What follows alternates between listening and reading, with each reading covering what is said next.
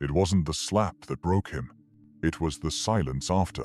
The look in her eyes when she realized he wouldn't fight back. The way his friend paused, not to defend him, but to see which side would win. The moment the room rebalanced and he became weightless. That was the moment he learned. You don't lose power when they hit you. You lose power when you flinch, when you over-explain, when you try to fix their perception, when you chase. You lost them the second you looked away, the second you raised your voice, the second you tried to remind them who you are. Because if you were, you wouldn't need to. Presence doesn't speak. It distorts the room. You don't demand respect. You remove it and let the void starve them. People don't test strength they can feel. They test noise. And if you're honest with yourself, most of your life, you've been noise. Trying to be seen without ever becoming invisible first. Trying to be understood without ever becoming unreadable. You wanted to be liked. Now, you want to be feared. Neither is power. Power is stillness, cold enough to confuse them, sharp enough to punish them, empty enough to echo when they walk away. They respect what they cannot predict. They obey what they cannot explain. And you've been too easy to explain, too easy to provoke, too easy to access. They say, "I didn't mean it like that." And you explain. They say, "You're too much," and you apologize. They say nothing, and you bleed to fill the silence. No more. You don't fix power. You erase what made you lose it. And we begin here, not with what you must do, but with what you must stop allowing. Your silence will become violence. Your absence, presence. Your restraint, fear. And they will respect you, because they will never know what it cost them. If this already feels personal, good. You've been waiting to hear this your whole life. And when you're done listening, don't thank me. Comment what they'll never say to your face. And subscribe, so I know you're awake. They think the loudest one wins. Let them. While they're busy making noise, you make calculations. While they escalate, you evacuate. And the moment they realize you've vanished, not physically, but psychologically, they'll start scrambling to recover something they never understood. Control over your attention. You see, presence isn't about entering a room. It's about making the room change shape because you're in it. But first, you must become untouchable. Not because you hide, but because there's nothing left in you to exploit. That's why they liked you before. You were accessible. Your intentions were clear. Your face gave you away. You wore your need like a scent. You wanted to be perceived as kind, thoughtful, fair. But to them, it was a map, and they followed it until they found your weakness. They knew you'd explain yourself. They knew you'd wait for their apology. They knew you'd never walk away first, so they stayed. Not because they respected you, but because they didn't fear losing you. That's over. From now on, you let the silence convict them. You let the pause say everything. You let them try to figure out what changed while you already moved 5 moves ahead. People start to panic when you don't react how they expected. Especially manipulators. Especially the ones who used caring as a leash. You say nothing. They say, "What's wrong?" You look at them like a stranger who walked into the wrong room. That's Machiavelli's trick. Not deception. Disorientation. When they can't read your emotions, they start questioning their own. When they don't know what matters to you, they don't know how to manipulate you. And when they can't predict your next move, they start fearing it. Now you hold the space. Now you decide the rhythm. Now, every breath they take feels borrowed, because you've stopped sharing your air. Stillness isn't inaction. It's premeditated absence. You're no longer accessible on demand. They no longer get to clarify their disrespect after the damage. They no longer get the benefit of your confusion. You see through them, but you don't say it. You don't have to. They'll say it to themselves. They'll confess to their own conscience when they feel your indifference hit like a locked door. And that door, you don't slam it. You don't threaten it. You just close it and let the echo follow them home. This isn't revenge. It's realignment. They disrespected you because they thought you needed them. Now they'll realize they were your noise. And silence is a luxury. There's a moment in every interaction where the power shifts. Most people miss it. Not because it's subtle, but because they're too busy trying to win something worthless. Validation. But not you. Not anymore. You watch now. You feel the shift. You wait for it, that instant, when their tone softens, when their words stumble, when their confidence drains just slightly because you didn't give them the response they rehearsed for. You broke the rhythm. And that's the kill shot. It's not aggression. It's non-compliance. And it terrifies them. You're no longer the version of yourself that needed them to be decent in order to feel worthy. You're not in the game to change them. You're the consequence. You don't argue. You don't explain. You don't remind them of what they did. They remember. They just counted on you forgetting. But here's the truth no one wants to hear. They never respected you. They calculated you. They liked your patience because it meant they could waste your time. They liked your kindness because it meant they could step on your boundaries without triggering alarms. They liked your loyalty because it meant you wouldn't leave, even when they treated you like a backup plan. They didn't misread you. They profiled you. And the only thing that destroys a profile is unpredictability. So now you show up different. Not louder, not unclear. Just unavailable in all the ways they used to depend on. You walk in, and they can't read you. You speak less, and they start over-explaining. You nod once, and they feel watched. That's what real presence is. They feel the cost of disrespect before you even react. Because your restraint is louder than any outburst. They can't shame you anymore because you've buried the part of you that needed their praise. They can't trigger you because the version of you that could be baited no longer exists. They can't punish you with silence because yours is colder, sharper. And now they understand. They were never dealing with a nice person. They were dealing with a patient one. They mistook tolerance for weakness. And now they see it for what it was. Mercy. Mercy that's expired. When you stop proving your value, people are forced to look at their own, and most of them can't. That's why they lash out. That's why they blame you for changing. That's why they say you're different now. You are. You're no longer offering your presence for free. You're no longer negotiating with people who weaponize your empathy. You're no longer arguing with ghosts, people who disappeared the moment they couldn't manipulate you. Now, they chase the version of you that needed them. But that version is dead, and you buried it in silence. They don't respect strength. They respect loss. You were too present, too available, too willing to explain your intentions. Now they feel your absence like hunger. Not because you're gone, but because the version of you they could feast on doesn't exist anymore. There's a reason lions don't roar in the jungle. They don't need to. Everything around them already knows. You were loud. Now you're lethal. They try to provoke you and nothing moves. They try to guilt you, and your eyes stay still. They try to insult you, and you don't even blink. Because it's not your ego on the line. It's your discipline. When you stop needing to be right, you become untouchable. When you stop proving your loyalty, you become unshakable. And when you stop fearing loss, you become the most dangerous person in the room. That's the shift. You used to fight to be seen. Now you let them wonder if you even saw them. You used to clarify your words. Now you let the ambiguity work in your favor. You used to correct their perception. Now you let their confusion become their prison. They say you're distant. You are. They say you've changed. You have. They say you're hard to read. That's the point. You used to be transparent. Now you're translucent. Light goes through, but no one sees clearly. And they'll accuse you of being cold.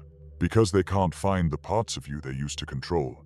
They'll say, you don't care anymore. You don't? Not about being understood. Not about being liked. Not about being the bigger person while they get away with everything.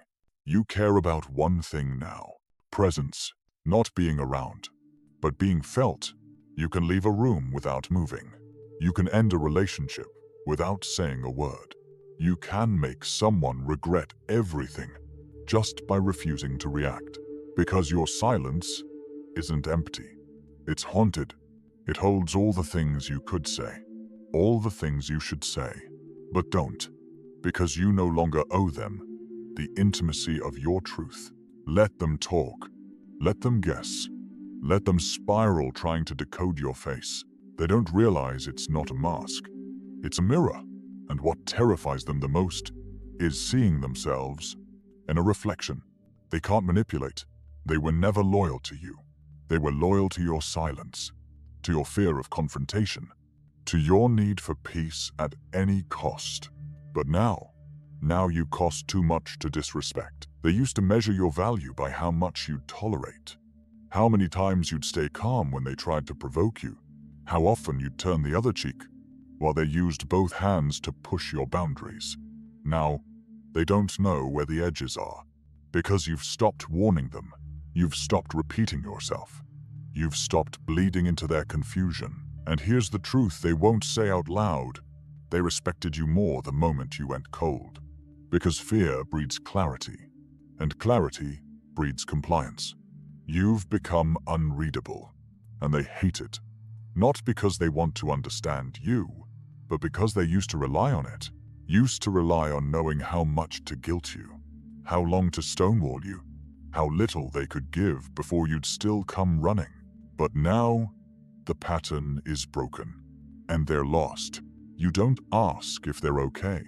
You don't reach out first. You don't explain your distance. They're forced to sit with the weight of their own behavior. And for the first time, your silence is louder than their excuses. They don't respect what's kind. They respect what's cold. Not because they're evil, but because they're emotional cowards. People who only understand power when it's no longer afraid to be alone. And that's you now. You don't need to be chosen. You don't need to be understood. You don't need to be invited back. You are the storm they thought they could survive. And they're only realizing it now that the eye has passed and the silence has stayed. You don't announce your standards. You let them trip over the absence. You don't teach them how to treat you. You vanish the moment they treat you like a placeholder, because you're not interested in fixing their awareness. You're interested in controlling their access. They say, "Let's talk." You say, "Number." They say, "You've changed." You say, "Good." You don't exist to prove you were right.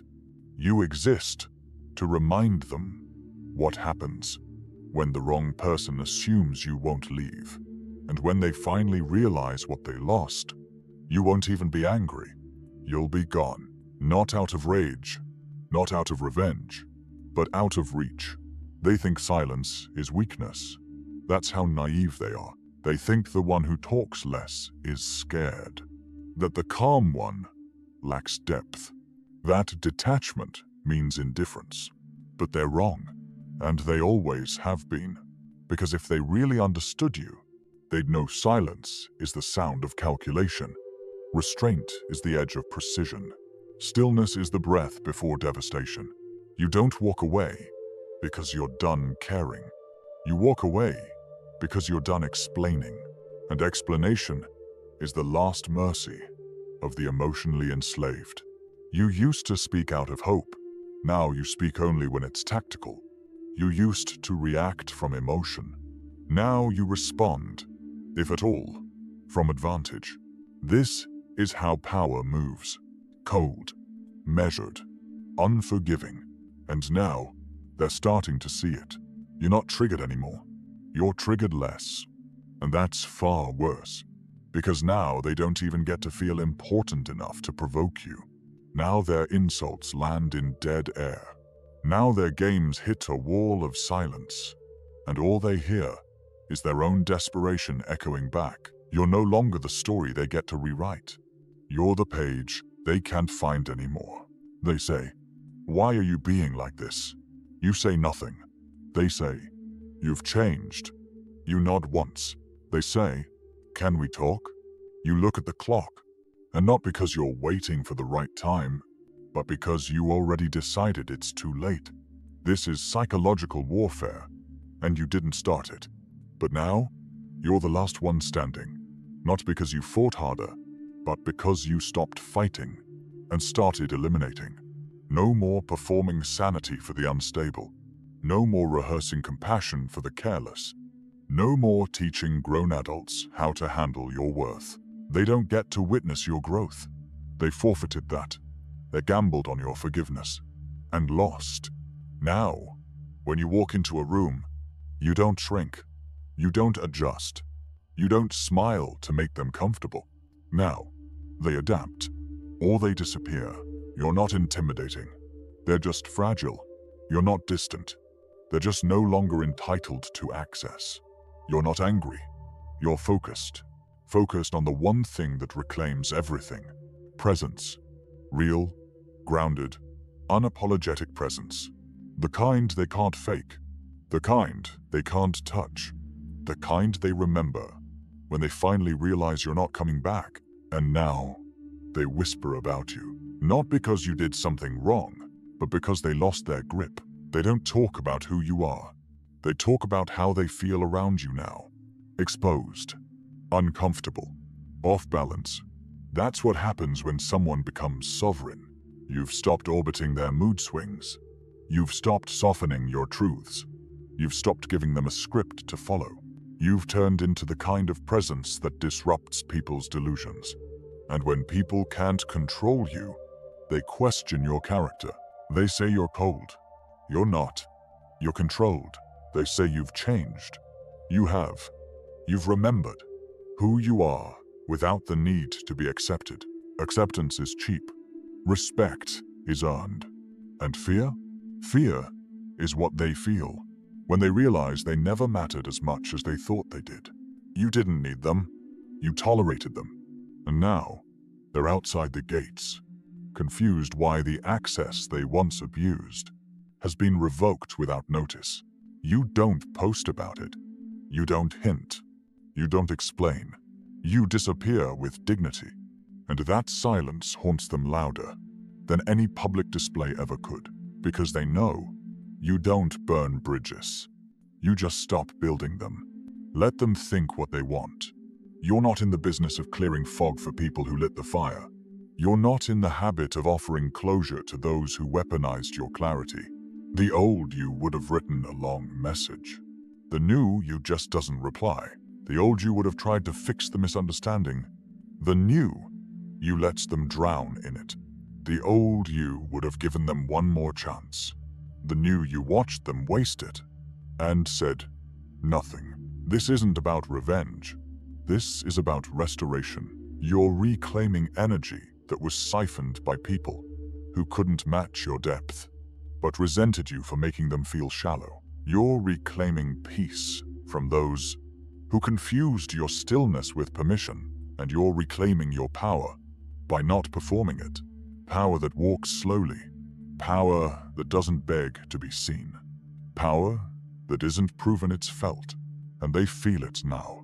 Every time your name comes up, every time they try to replace you and can't, every time they realize they will never again be in the presence of someone so complete, they mistook it for emptiness. You gave them more than they deserved.